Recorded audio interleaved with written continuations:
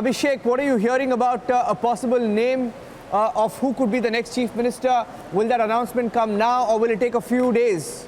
What's the thought within the BJP? Are they fearing some sort of a backlash? Why are they thinking so much?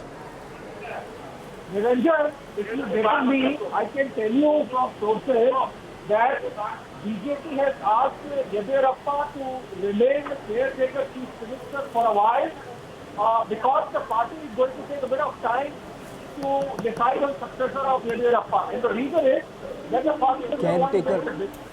The party is thinking in terms of a generational shift, and that's why, in fact, I think breaking for our viewers that the BJP has decided to send an observer, possibly two observers to Karnataka, who would interact with the Karnataka leadership of the party, who would interact with the legislature party, as in the MLAs, get a sense and mood of what they want, and then the BJP would be making an announcement of the successor of Yediyurappa, and that's why this time, it's not going to be easy. Remember, Yediyurappa single-handedly built the party in South. Karnataka happens to be the only state south of India where the BJP has had electoral success and has grassroots presence to translate into electoral success. And he comes from the Lingayat community in India. You know better. He comes from that state. And Lingayat in Karnataka are like Patels in Gujarat. You cannot, take the community lightly, essentially because of its electoral strength and the fact that the community votes en masse. So we are told a couple of things by sources in the BJP, the information about which I am breaking, Niranjan. And that is that number one, Yeti has been asked to continue as caretaker chief minister till the time his successor is found.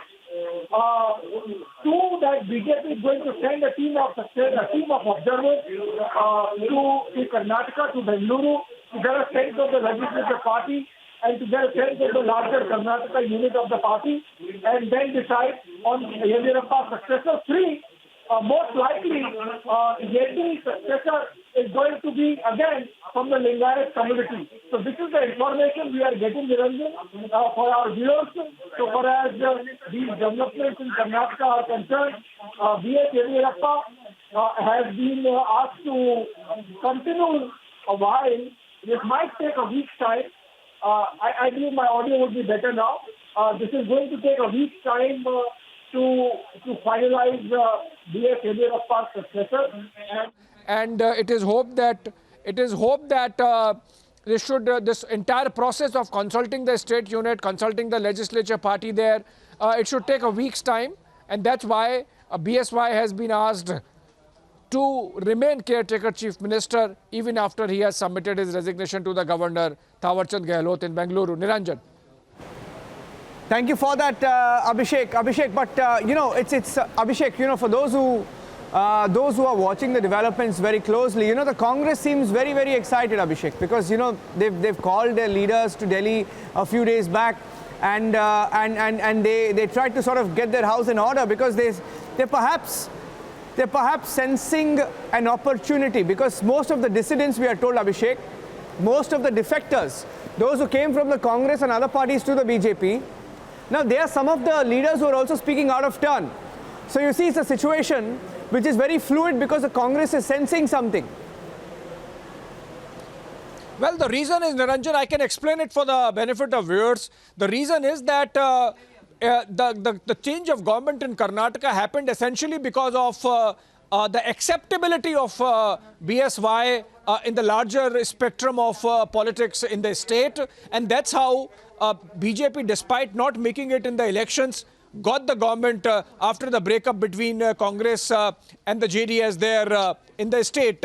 But what is important is that the party has taken this into account. In fact, all these defectors who had come because they reposed their faith in Yediyurappa, they have been made an outreach. Their ministerships are going to continue. So I think their own concern about whether they will continue in the cabinet post the change has been taken care of. So to that extent, perhaps Congress might be thinking that there might be this uncertainty might lead to some of them jumping ship has been taken care of so far as BJP is concerned. That's what we are being told by our sources.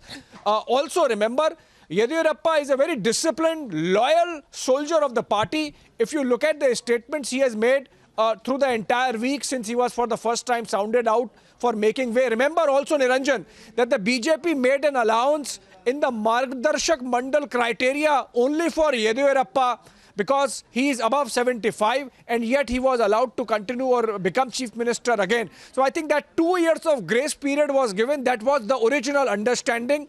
That is being worked out now because the party also has to think in terms of succession. We have seen the Congress party also grappling with it in the states like Punjab and Madhya Pradesh and Rajasthan.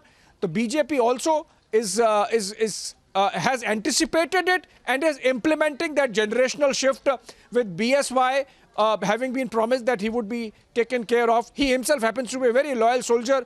He has not made any statement which is contrary to the intentions of the central leadership, and hence I think the limited concern that the ministers have about their continuity in the cabinet, that seems to have been taken care of, Niranjan. That's what I can tell you. Yeah, stay with me, because I'm taking a break, but when we come back, we have details of who the contenders are. We have at least 8 names, and these are from top sources, and perhaps this is also why the leadership is in a quandary on Yediyurappa decision. We'll take a break and come back, Abhishek. Stay with me.